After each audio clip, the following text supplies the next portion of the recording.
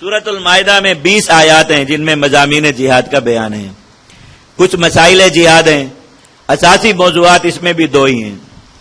ایک اساسی موضوع اس کا بنی اسرائیل کا عہد اور نقض عہد، کہ کوئی قوم جب انبیاء کے ساتھ کیا ہوا یہ عہد توڑ دیتی ہے کہ وہ انبیاء اور ان کے دین کی نصرت کے لیے کفار سے لڑے گی، اس عہد کو جب کوئی قوم توڑ دیتی ہے اللہ رب العزت اس کو کن کن عذابوں سے دوچار کرتے ہیں. اور اس پر دلیل کے طور پر بنی اسرائیل کا قصہ کہ انہوں نے موسیٰ علیہ السلام سے عہد کیا اور توڑ دیا، اللہ تعالیٰ نے ان پر کیا کیا عذاب مسلط فرما دیے. اور اس کے جو عہد کے الفاظ ہیں، یہ الفاظ یہاں پر یاد کر لیجئے گا اور آگے سورۃ الفتح میں دیکھیے گا. اللہ تعالیٰ نے امت محمد صلی اللہ علیہ وسلم سے، نبی کریم صلی اللہ علیہ وسلم کی وساطت سے انہی الفاظ میں عہد لیا، انہی الفاظ میں. اور اللہ تعالیٰ نے پھر صحابہ کرام کو اس عہد کو پورا کرنے کی مثال بنا کر قرآن میں رکھ دیا کہ عہد کو پورا کرنے پر صحابہ کرام کو دنیا میں کیا کیا انعامات ملے. اب یہ جو دین کی نصرت کی خاطر لڑنے کا عہد ہے، اللہ تعالیٰ نے اس کی دو مثالیں قرآن میں رکھ دی کہ یہ اس عہد کو جو توڑے گا وہ بنی اسرائیل میں شامل ہوا. اور اس نے بنی اسرائیل والا چونکہ عمل اختیار کیا اس لیے اب اس کا انجام بھی بنی اسرائیل والا ہی ہوگا. اور جس نے اس عہد کو پورا کیا اس نے صحابہ کرام والا عمل کیا تو اس کے لیے دنیا اور آخرت کا انجام صحابہ کرام والا. یہ اس صورت کا اساسی موضوع ہے اور واقعے کے ساتھ اس کو بیان کیا گیا. اللہ تعالیٰ نے پھر مسلمانوں کی وہ جماعت جو ہر زمانے میں اس عہد کو پورا کرے گی اس جماعت کی صفات بھی بتائیں کہ ایسی جماعت قیامت تک زمین پر موجود رہے گی اور اللہ کے اس عہد کو نبھاتی رہے گی. روئے زمین پر ایک دن بھی ایسا نہیں آ سکتا اللہ اور اس کے رسول کے سچے وعدے کے مطابق. آپ اس کے پیچھے ISI تلاش کریں یا کوئی بھی چیز تلاش کریں، وعدہ اللہ اور اس کے رسول کا ہے کہ روئے زمین پر ایک دن بھی ایسا نہیں آ سکتا جب جہاد کرنے والی جماعت روئے زمین پر موجود نہ ہو. یہ ان کا فیصلہ ہے. اب وہ کس سے یہ کام لیں ان کی مرضی. اللہ تعالیٰ نے اس جماعت کی صفات بھی بیان فرما دی. یہ اس کا پہلا اساسی موضوع ہے، عہد اور نقض عہد. اور دوسرا اساسی موضوع اس کا یہی نفاق ہے.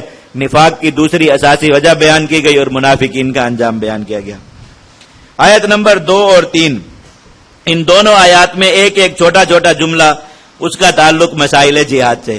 ایک پہلی آیت کے جملے کا تعلق مسائل جہاد سے اور دوسری آیت کے جملے کا تعلق جو ہے وہ وقائع جہاد سے. پہلی آیت میں وَلَا يَجْرِمَنَّكُمْ شَنَآنُ قَوْمٍ أَن صَدُّوكُمْ عَنِ الْمَسْجِدِ الْحَرَامِ أَن تَعْتَدُوا. یہ ٹکڑا اس وقت نازل ہوا تھا جب صحابہ کرام فتح مکہ کے لیے جا رہے تھے تو اللہ تعالیٰ نے راستے میں انہیں تاکید فرمائی کہ ذاتی انتقام کی خاطر کسی کافر پر ہاتھ نہ اٹھانا. جہاد بہت پاکیزہ عمل ہے، یہ اسی وقت تک پاک رہتا ہے جب اس میں نفسانیت نہ آئے، خالص اللہ کے لیے ہو. کسی کے ساتھ لڑائی، کسی پر کوئی کاروائی، کسی پر ہاتھ اٹھانا اپنی ذات کے لیے نہ ہو. جب اپنی ذات کے لیے ایک انسان لڑ رہا ہوتا ہے تو وہ پھر ایک انسان کا دوسرے انسان سے مقابلہ ہوتا ہے. اللہ تعالیٰ اس لڑائی میں بالکل وہ ہوتے یعنی کسی کی طرف سے شامل نہیں ہوتے اور اللہ تعالیٰ کی نصرت کسی کے ساتھ نہیں ہوتی. جہاد وہ لڑائی ہے جو خالصتاً اللہ کے لیے، جہاں اس میں نفسانیت آئی اس میں نصرت کا پہلو اٹھ جاتا ہے. صحابہ کرام مکہ کو فتح کرنے کے لیے جا رہے تھے تو خدشہ تھا کہ ان کے دلوں میں وہ جذبات ہو، کیونکہ مکہ کے لوگوں نے بہت ستایا تھا، بہت زیادہ. مہاجرین جو تھے حضرات صحابہ کرام میں وہ براہ راست خود ان کے ہاتھوں مارے کھائے ہوئے تھے اور انصار نے واقعات سنے ہوئے تھے. اللہ کے نبی صلی اللہ علیہ وسلم کے ساتھ شدید محبت کی وجہ سے وہ ان مشرکین سے نفرت کرتے تھے کہ انہوں نے ہمارے نبی اور ہمارے محبوب کو اتنا ستایا. آپ دیکھیے حضرات، انصار کے ہاں کافروں سے نفرت کی جو اساسی وجہ تھی وہ کفر سے بڑھ کر یہ تھی کہ انہوں نے اللہ کے نبی صلی اللہ علیہ وسلم کو ستایا. اس لیے مشرکین مکہ کے بارے میں ان کا رویہ بہت سخت تھا. یہ وقفے سے پہلے جو میں بات کر رہا تھا کہ ایک مومن کی نظر میں کافر کا جو سب سے بڑا اور ناقابل معافی جرم ہے وہ نبی کریم صلی اللہ علیہ وسلم کی شان میں گستاخی کرنا اور آپ کو تکلیف دینا ہے. اس کی دلیل ہے کہ آپ کو بتا دوں، یہ مسلم کی روایت، صحیح ہے مسلم کی. حضرت عبد الرحمن بن عوف رضی اللہ عنہ کہتے ہیں میں غزوہ بدر کے دن میدان میں کھڑا تھا، میں نے دیکھا کہ 2 کم عمر نوجوان میرے دائیں بائیں آ کر کھڑے ہو گئے. تو مجھے اچھا نہیں لگا کہ 2 ایسے چھوٹے چھوٹے بچے میرے ارد گرد کھڑے ہوں کہ میدان جنگ میں آپ کے ارد گرد ذرا مضبوط لوگ ہونے چاہیے تاکہ دشمنوں کا حملہ ہو تو آپ اچھی طرح دفاع کرتے. کہا میرے دل میں خیال آیا کہ میں ان سے ہٹ کر کہیں مضبوط لوگوں کے درمیان جا کر کھڑا ہو جاؤں. تو اچانک کہتے ایک بچے نے مجھے کہا چچا جان آپ ابو جہل کو جانتے ہیں؟ تو میں نے کہا کہ میں جانتا ہوں، تمہارا اس سے کیا کام ہے؟ نے کہا کہ ہم نے سنا ہے کہ اس نے اللہ کے نبی صلی اللہ علیہ وسلم کو بہت ستایا، بہت تکلیف دی، بہت تنگ کیا.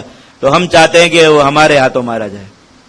اب دیکھیے ابو جہل کو پوچھنے کی، ورنہ کافر تو سارے ہی آگے کس طرح گئے کہ ان پتا تھا کہ ان میں سب سے بڑا گستاخ کون ہے، ابو جہل، تو ہمیں سب سے پہلے اسی کا کام، تو خاص یہی بات کہہ کر پوچھا کہ اللہ اور اللہ کے رسول کو اس نے بہت ستایا، تو آپ ہمیں وہ بتا دیجئے وہ کہاں ہے۔ کہتے میں نے ان کو اشارہ کیا کہ وہ جو دور ایک بہت لمبا آدمی نظر آ رہا ہے جو گھوڑے پر بیٹھا اور اس کی ٹانگیں زمین سے لگ رہی ہیں، یہ وہ آدمی ہے۔ کہ ابو جہل اتنا لمبا تھا، یہ گھوڑے پر موٹر سائیکل کی طرح بیٹھتا تھا، یعنی عام آدمی گھوڑے پر یا چھلانگ لگا کے بیٹھتا ہے یا زین میں پاؤں پھنسا کے، اور موٹر سائیکل پہ آپ ایک پاؤں زمین پہ ہوتا ہے، ٹانگ اٹھا کے یوں گھما کے اوپر بیٹھ جاتے ہیں، یہ ملون گھوڑے پہ اس طرح بیٹھتا تھا، اتنا لمبا اس کا قد تھا، ٹانگ اٹھا کے بس اوپر رکھی اور پشت پر سوار ہو گئے، چھلانگ نہیں لگانا پڑتی تھی، اتنا ہو۔ اور گھوڑے پر جب بیٹھ جاتا تھا تو پاؤں اس کے زمین کے ساتھ رگڑ کھاتے تھے، اسے موڑ کر بیٹھتا تھا، وہ دونوں چھوٹے چھوٹے بچے تھے، تو انہوں نے جا کر حملہ کیا اور اس کو مارا۔ تو بنیاد کس چیز کو بنایا کہ اللہ کے رسول کو سزاتا ہے اس لیے ہم اس کو ماریں گے۔ تو یہاں پر بھی یہی بات تھی کہ ساری باتیں چونکہ ذہن میں ہوں گی تو ایسا نہ ہو مکہ میں جا کے بے دریغ قتل عام شروع کر دیں اور ایک ایک کافر کو اس چیز کی بنا پر مارے، اس نے فلاں کو ستایا، اس نے فلاں کو مارا۔ مسلمانوں میں کتنے لوگ تھے جن کے اہل خاندان انہی مشرکین کے ہاتھوں قتل۔ اللہ نے فرمایا کہ جا رہے ہو تو ذاتی دشمنی کی بنا پر نہ لڑنا، اگر کفار اسلام سے ٹکرانے کے لیے وہاں لڑ پڑے تو لڑنا، اگر وہ ہتھیار ڈال دیں تو لڑائی کی ضرورت نہیں، جیسا ہوا مکہ میں، لیکن ذاتی دشمنی کی بنا پر مت لڑنا کہ انہوں نے تمہیں ستایا، تمہیں مسجد الحرام سے روکا، اس چیز کی بنا پر۔ تو جہاں جہاد میں نفسانیت آ جائے، بہت سے لوگ ایسی کاروائیاں کرتے ہیں جن کا شرعن کوئی جواز نہیں بنتا، عام لوگوں کو مارتے ہیں جہاد کے نام پر، اور جب پوچھا جائے تو کہتے ہیں ہمارے لوگوں کو بھی تو اسی طرح مارا جاتا ہے۔ تو یہ کوئی شرعی دلیل تو نہیں ہے کہ آپ کے لوگوں کو اس طرح۔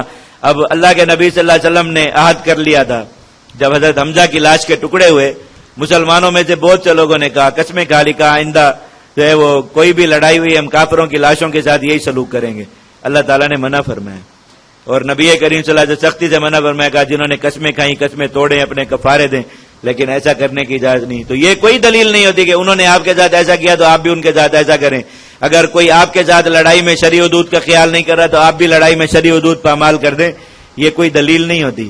اللہ تعالیٰ نے اس چیز سے مسلمانوں کو روکا، وَلَا يَجْرِمَنَّكُمْ شَنَآنُ قَوْمٍ أَن صَدُّوكُمْ عَنِ الْمَسْجِدِ الْحَرَامِ أَن تَعْتَدُوا، کسی قوم نے تمہیں مسجد الحرام میں جانے سے روکا، اس وجہ سے تمہاری دلی دشمنی اس بات کا باعث نہ بنے کہ تم ان پر زیادتی کرو، بلکہ جہاں تک مارنے کا حکم اللہ نے دیا، جس کو مارنے کا حکم اللہ نے دیا، جس طرح مارنے کا حکم اللہ نے دیا وہی کام کر سکتے ہو۔ اپنی مرضی سے، اپنی ذاتی خواہش سے جو کام کرو گے وہ جہاد نہیں ہوگا، پھر اس پر اللہ کی نصرت نہیں رہے گی۔ یہ حکم جہاد اس آیت میں بیان ہوا، آیت نمبر 2 میں۔ آیت نمبر 3 میں وہ ٹکڑا جس کا تعلق وقائع جہاد سے بیان کیا جاتا ہے، وَالْيَوْمَ أَكْمَلْتُ لَكُمْ دِينَكُمْ وَأَتْمَمْتُ عَلَيْكُمْ نِعْمَتِي وَرَضِيتُ لَكُمُ الْإِسْلَامَ دِينًا، آج کے دن ہم نے آپ کا دین مکمل کر دیا، اپنی نعمت کو، احسان کو تام کر دیا، اور اسلام کو ہی بطور نظام آپ کے لیے مقرر کر دیا کہ اب حکومت اسلام کے نظام کے تحت چلے گی۔ اللہ تعالیٰ نے یہ بیان فرمایا، بعض حضرات مفسرین کا خیال ہے کہ یہ آیت فتح مکہ کے دن نازل ہوئی تھی، لیکن بہت سے مفسرین کا خیال یہ کہ یہ حجۃ الوداع کے موقع پر نازل ہوئی، تو اس قول کے مطابق اس کا تعلق وقائع جہاد سے نہیں بنتا، اگر فتح مکہ کے دن مانا جائے تو اس کا تعلق وقائع جہاد سے بنتا ہے۔